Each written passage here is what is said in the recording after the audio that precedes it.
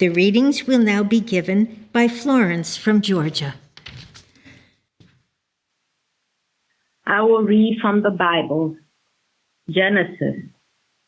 And God said, "Let us make man in our image, after our likeness, and let them have dominion over the fish of the sea, and over the fowl of the air, and over the cattle, and over all the earth, and over every creeping thing that creepeth upon the earth."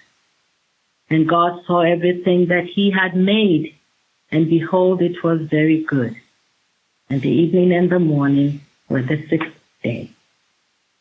Psalm.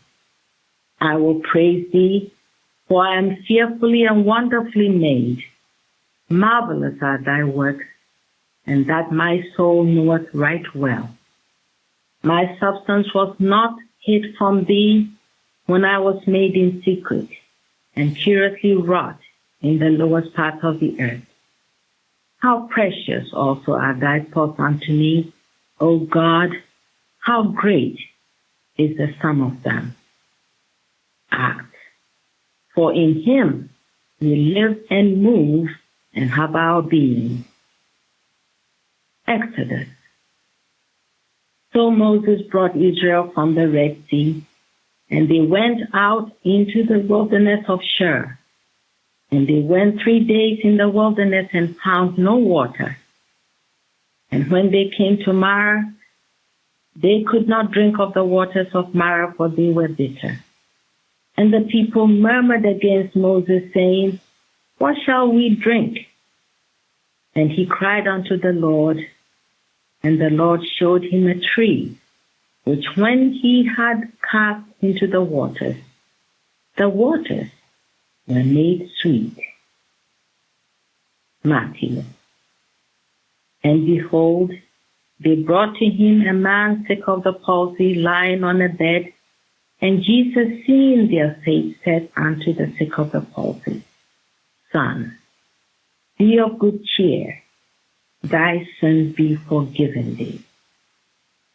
And behold, certain of the scribes said within themselves, "This man blasphemeth." And Jesus, knowing their thoughts, said, "Wherefore think ye evil in your hearts? For whether is easier to say, Thy sins be forgiven thee, or to say, Arise and walk? But that ye may know that the Son of Man hath power on earth to forgive sins." Then said he to the sick of the palsy, "Arise, take up thy bed and go unto thine house." And when they were come to Capernaum, they that received tribute money came to Peter and said, "Doth not your master pay tribute?" He said, "Yes." And when he was come into the house, Jesus prevented him, saying, "What thinkest thou, Simon? Of whom do the kings of the earth take custom or tribute? Of their own children, or of strangers?" Peter said unto him, "Of strangers." Jesus said unto him, "Then are the children free. Notwithstanding, lest we should offend them, go thou to the sea, and cast an hook, and take up the fish that first cometh up. And when thou hast opened his mouth, thou shalt find a piece of money. That take, and give unto them for me and thee." Psalm. The Lord is my shepherd, I shall not want. He maketh me to lie down in green pastures. He leadeth me beside the still waters. He restoreth my soul. He leadeth me in the path of righteousness for his name's sake. Yea, though I walk through the valley of the shadow of death, I will fear no evil, for thou art with me. Thy rod and thy staff, they comfort me. Thou preparest a table before me in the presence of mine enemies. Thou anointest my head with oil. My cup runneth over. Surely goodness and mercy shall follow me all the days of my life, and I will dwell in the house of the Lord forever. Philippians. And my God shall supply your need according to his riches in glory by Christ Jesus. John. And ye shall know the truth, and the truth shall make you free. I will now read correlative passages from the Christian Science textbook, Science and Health with Key to the Scriptures, and prose works, both by Mary Baker Eddy. God made man in his own image to reflect the divine spirit.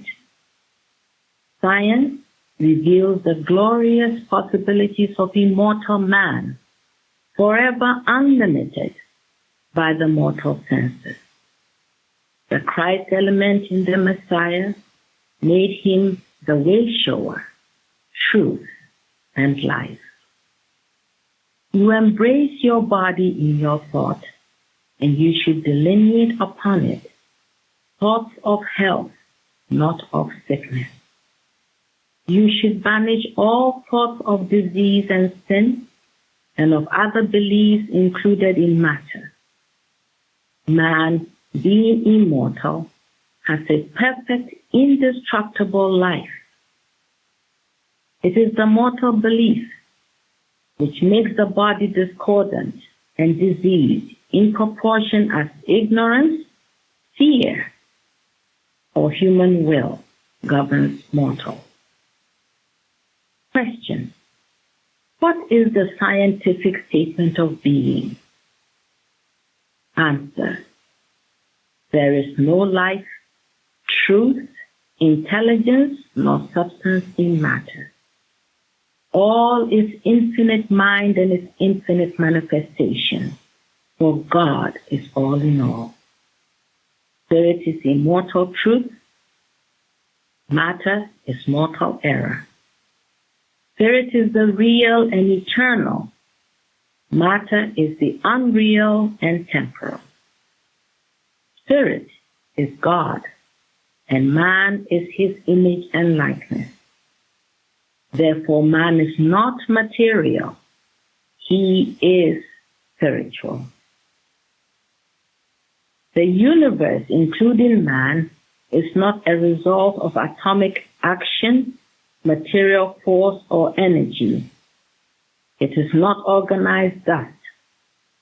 God, spirit, mind are terms synonymous for the one God, whose reflection is creation, and man is his image and likeness. Few there are who comprehend what Christian Science means by the word reflection.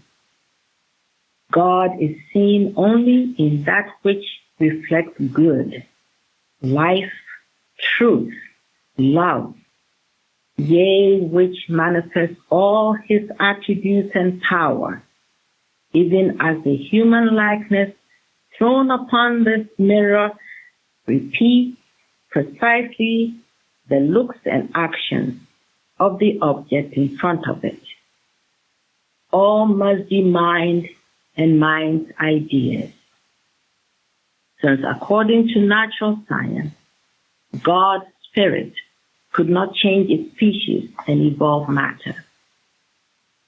These facts enjoin the first commandment, and knowledge of them makes man spiritually minded. St. Paul writes, "For to be carnally minded is death, but to be spiritually minded is life and peace." This knowledge came to me in an hour of great need, and I give it to you as deathbed testimony to the day star that dawned on the night of material sense.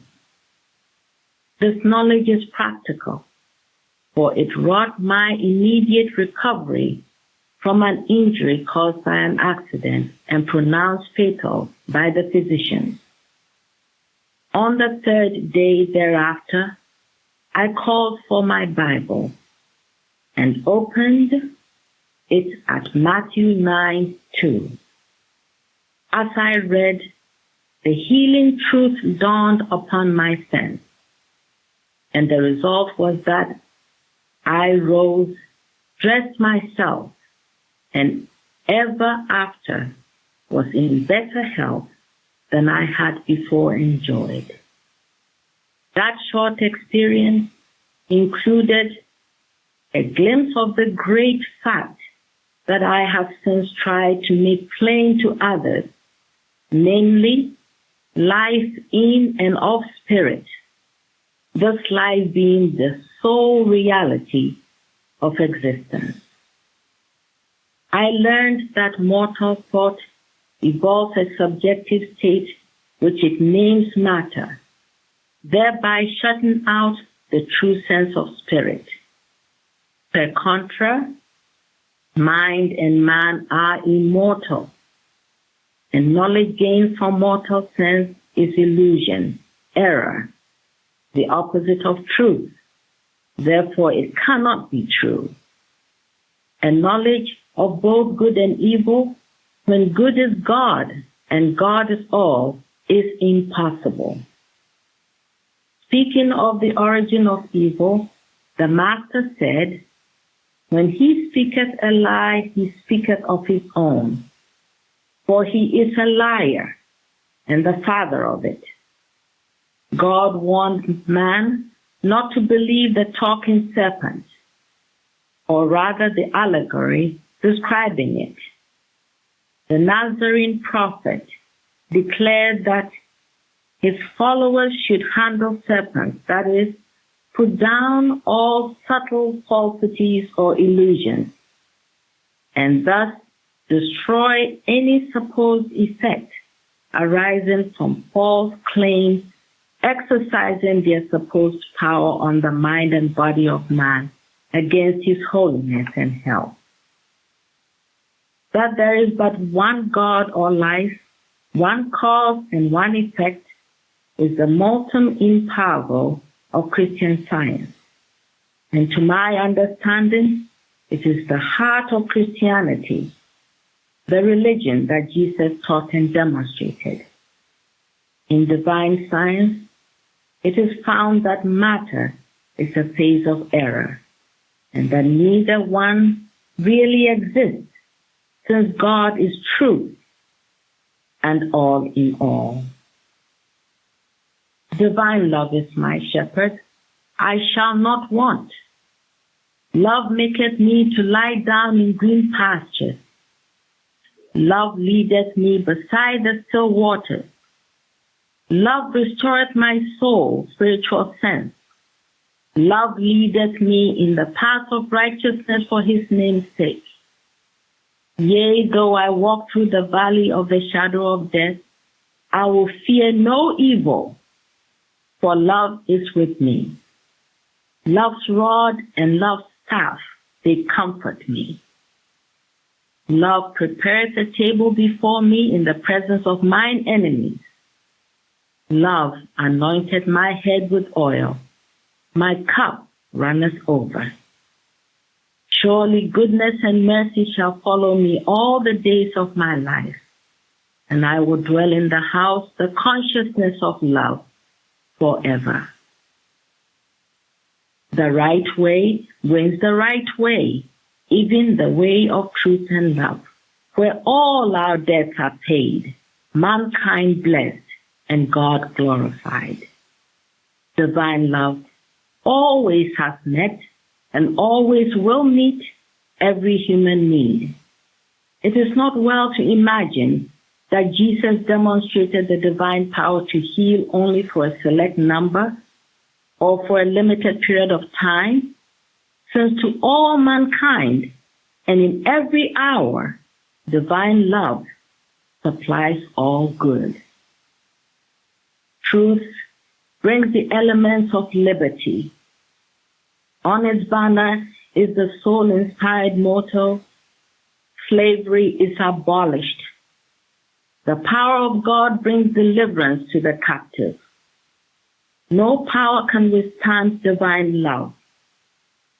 What is this supposed power which opposes itself to God? Whence cometh it? What is it that binds man with iron shackles to sin, sickness, and death? Whatever enslaves man is opposed to the divine government. Truth makes man free.